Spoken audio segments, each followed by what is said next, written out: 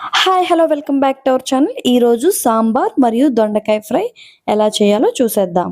First అయితే sambar prepare చేసుకోవడం కోసం సాంబార్ పేస్ట్ని ప్రిపేర్ చేసుకుందాం. ప్యాన్ పెట్టుకుని ఆయిల్ వేసుకుని దానిలోకి ధనియాలు, అలాగే ఎండుమిర్చి, పచ్చి కొబ్బరి, శనగపప్పు, మెంతులు, ఆవాలు వేసుకుని మంచిగా ఫ్రై చేసుకోండి. మెంతులు, ధనియాలు కలర్ చేంజ్ అయ్యి సువాసన వచ్చేంత వరకు స్టవ్ ని మీడియం ఫ్లేమ్ లో అడ్జస్ట్ చేసుకుని ఫ్రై చేసుకోవాలి. ఇవన్నీ ఫ్రై అయిన తర్వాత మొత్తం మిక్సీ జార్ లోకి తీసుకుని 2 లేదా 3 స్పూన్ల వాటర్ ని వేసుకుని మెత్తటి పేస్ట్ లా గ్రైండ్ చేసుకోండి. తర్వాత సాంబార్ చేసుకోవడం కోసం ఒక పెద్ద కడాయిని తీసుకుని 2 స్పూన్ల ఆయిల్ వేసుకోండి. తరువాత 1 స్పూన్ ఆవాలు, అలాగే 1 స్పూన్ జీరా, 3 ఎండుమిర్చిని చిదుపుకొని వేసుకోండి. అలాగే ఇంగువను కూడా వేసుకోండి. ఎండుమిర్చి మంచి కలర్ వచ్చి సువాసన వచ్చేంత వరకు ఫ్రై అయిన తర్వాత 5 వెల్లుల్లి గడ్డలను తీసుకుని వేసుకోండి. వెల్లుల్లి గడ్డలు వేసుకున్న తర్వాత కరివేపాకును కూడా వేసుకోండి. ఇవి ఒక 2 సెకండ్స్ పాటు కలుపుకుంటూ ఫ్రై చేసుకోండి. తర్వాత 2 మీడియం సైజ్ ఆనియన్స్ ని పెద్ద ముక్కలుగా కట్ చేసుకుని వేసుకోండి. అలాగే 3 పచ్చిమిర్చిని కూడా వేసుకోండి. అలాగే 4 వంకాయలను తీసుకుని పెద్ద ముక్కలుగా కట్ చేసుకుని వేసుకోండి. బెండకాయలను కూడా కట్ చేసుకుని వేసుకోండి. అలాగే క్యారెట్ ను కూడా వేసుకోండి. కొన్ని ములక్కాడ ముక్కల్ని కూడా వేసుకోండి. అలాగే టమాటాలు కూడా వేసుకోండి. ఇవన్నీ కుక్ అవడం కోసం కొంచెం వాటర్ని వేసుకుని ములక్కాడ మెత్తగా అయ్యేంత వరకు కుక్ చేసుకోండి. ఇవన్నీ మెత్తగా కుక్ అయిన తర్వాత ఒక పెద్ద సైజు చింతపండును తీసుకుని దానిలో ఉన్న పులుపుని తీసుకుని వేసుకోండి.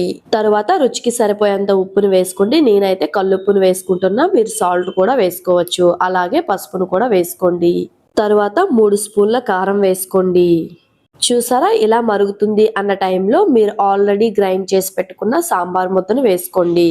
ఈ సాంబార్ ముద్దను వేసుకోవడం వల్ల సాంబార్కి మంచి ఫ్లేవరే కాకుండా అలాగే ధనియా పౌడర్, జీరా పౌడర్ కూడా వేసుకునే అవసరం లేదు.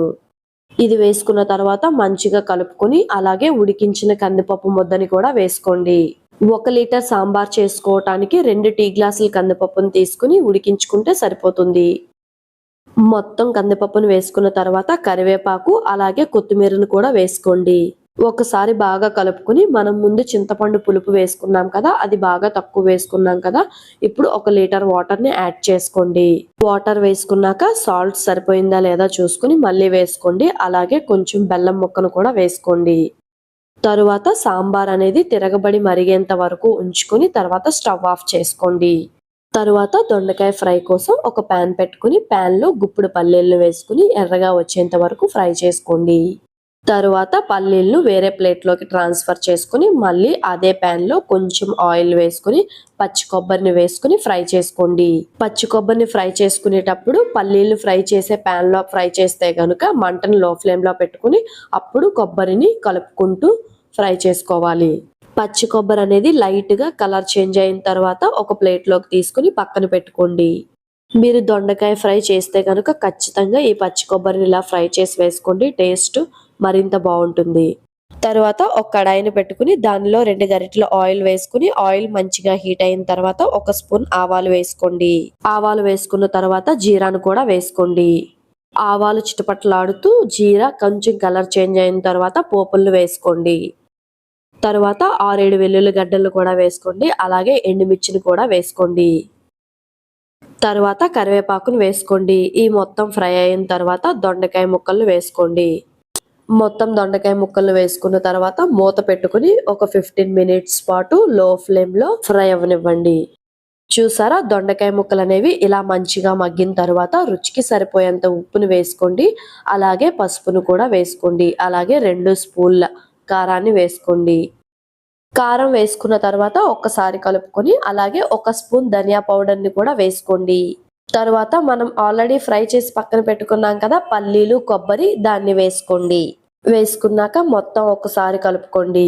అంతే, ఎంతో సింపుల్ గా అలాగే ఎంతో టేస్టీగా దొండకాయ ఫ్రై అనేది రెడీ అయ్యింది. అయినా సాంబార్తో దొండకాయ ఫ్రై అనేది ఏమన్నా కాంబినేషనా? అయినా సాంబార్తో ఏ ఫ్రై అయినా లొట్టలేసుకుంటూ తినొచ్చు. అంతేనండి, వేడి వేడి సాంబార్ అలాగే స్పైసీ దొండకాయ ఫ్రై రెడీ అయ్యింది. ఇంకెందుకు ఆలస్యం, మీరు కూడా చేసుకుని ఒక్కసారి ట్రై చేయండి, బాగుంటుంది. ఇంకొక మంచి వీడియోతో కలుద్దాం. Bye bye.